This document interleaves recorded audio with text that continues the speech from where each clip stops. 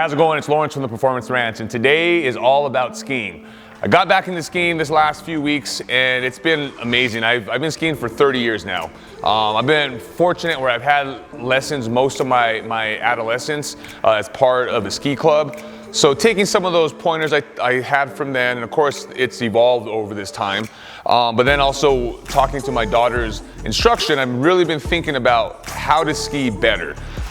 So as we talk about mobility for skiing, we got to think about it again. It's all sports are virtually the same as far as what our mobile joints are. So we're going to start off from the feet first. Feet have to be able to move. You have to be able to do things. Ankles need to be able to flex, dorsiflex, right? That's a big position. So again, we have a great video on ankle mobility and how to increase that. Your knees have to be able to bend, right? You got to be able to move the knees, bend them, and then you also got to have mobility in the hips. You have to be able to move side to side.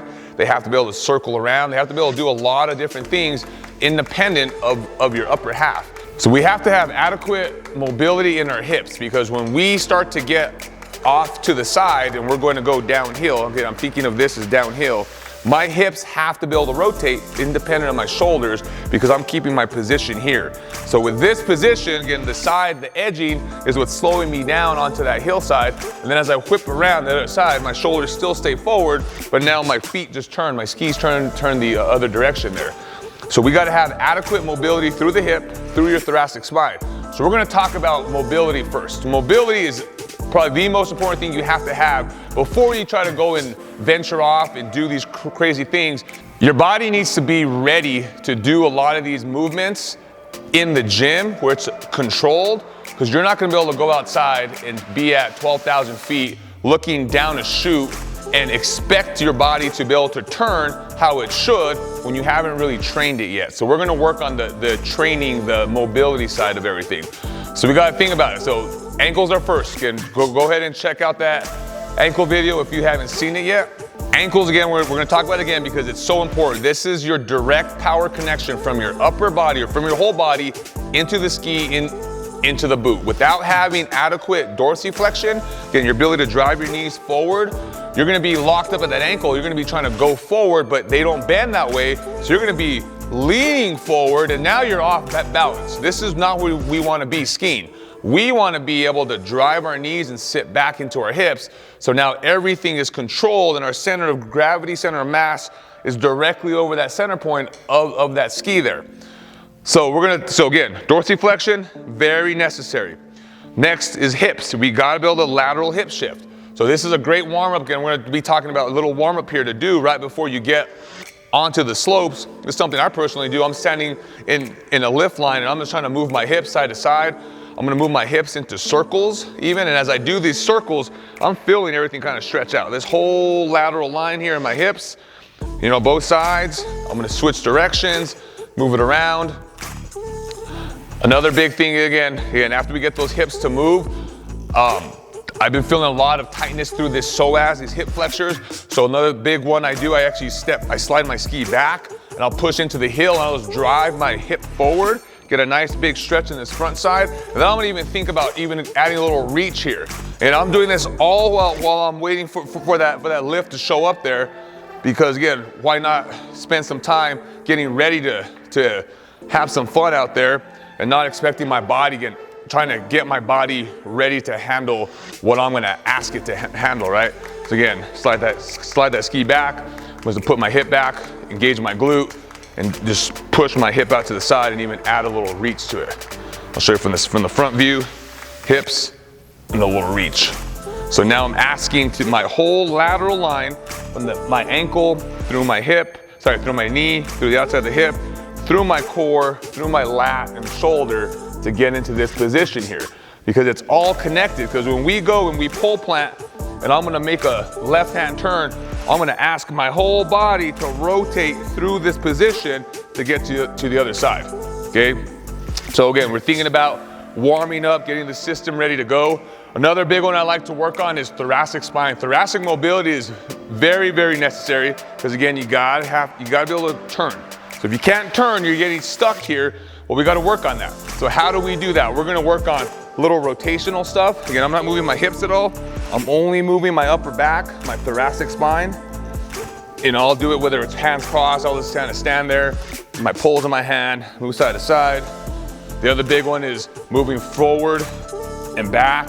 And then we'll do flex my upper back, extend my upper back, moving in these positions. So again, I'm thinking of a joint by joint approach, ankles, hips, shoulders, thoracic spine. Those are so important to be able to get to positions that you want it to. So once we establish the positions and you're able to do that stuff, again, I just gave you a little easy warm up to do while you're waiting for your lift to go up. But in the gym, you can do it too. And this is what we do a lot. We actually work on mobility throughout our workouts to help you with things. So we're gonna break it down now and go to more mobility training for skiing while you're in the gym. All right, so we're gonna talk again about the ankle because it's such an important piece. I do a little self-adjustment on my ankle. I start off with putting the foam roller, again, this is a little softer, this one's a little more firm. But I start with this one, and I'm just gonna roll back and forth on the ankle itself. And I actually use my hands to push on my heels, and I just push a little bit of weight right into where the ankle bends. That's where I apply the pressure there. And I'm just trying to loosen that up. That is called your retinaculum. That retinaculum is what surrounds the ankle joint itself, kind of holds the ligaments and tendons in place.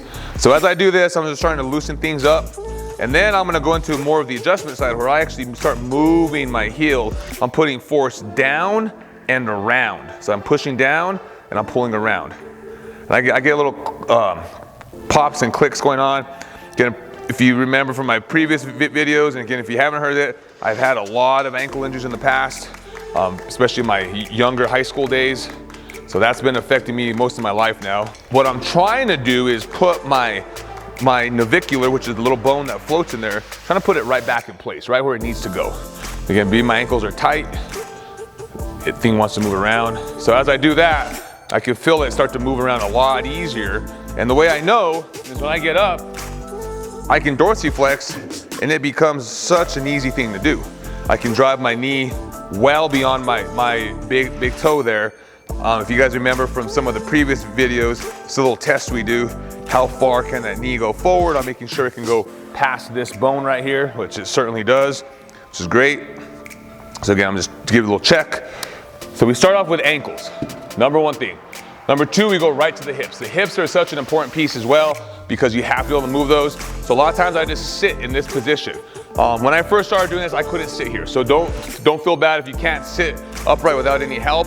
You can use a roller, you can use your hand to kind of post up. Your goal is to get your torso directly over your hips here, and I'm just creating a little stretch in my hips. The way I like to do this is I like to move from side to side. I'm gonna turn a little bit to show what I mean. So I go from here, nice and tall, and then I'm gonna switch over to this side. Again, I'm gonna use my hands to help me at first. I'm gonna go right, basically directly opposite of what I just did. My knees going right behind my foot, trying to stretch out my hips. To add even more to this, I'll spin around. Now I'm actually gonna even spin my whole shoulder is gonna get parallel to my thigh here. And I'm rotating. So I'm creating mobility and rotation through the hip. I'm gonna do the same thing. I'm gonna flip all the way over to the other side, just like that. And went back and forth. So the ideal goal when you do this is try not to use your hands. Okay, so I'm gonna sit up, I'm gonna rotate all the way through, get to the other side, little stretch. So now I'm actively, I'll face you, show you what I mean. I'm actively using my core and my hips, my muscles to help me do the motion itself. All right, just going side to side. Call these windshield wipers, back and forth. Again, the longer the legs, the harder this is. Again, it's a core workout, it's a mobility workout, it's all for the hips. So that's number two.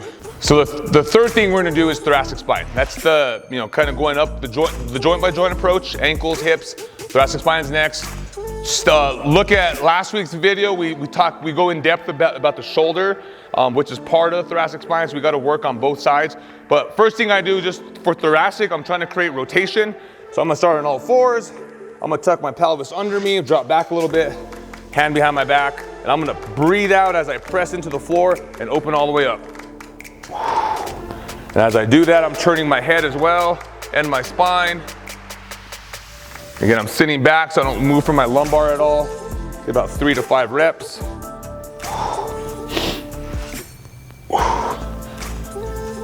Good. So, very simple. Ankles, hips, thoracic, shoulders are next. And then I like to even just get up nice and tall into this kneeling position here.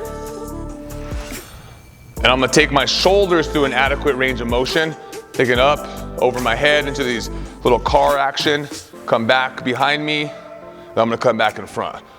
So if you missed out on that video last week, go to check it out, see what we're talking about with these shoulder mobility drills. We have a lot more in there. We're gonna do that both sides just to get my shoulders feeling good. And you notice I move my thumb and I kind of stay in this plane here. So we just hit ankles, hips, thoracic, shoulders. Those are the main driving joints that need to be able to move easily so then you can start to ski how you really want to ski.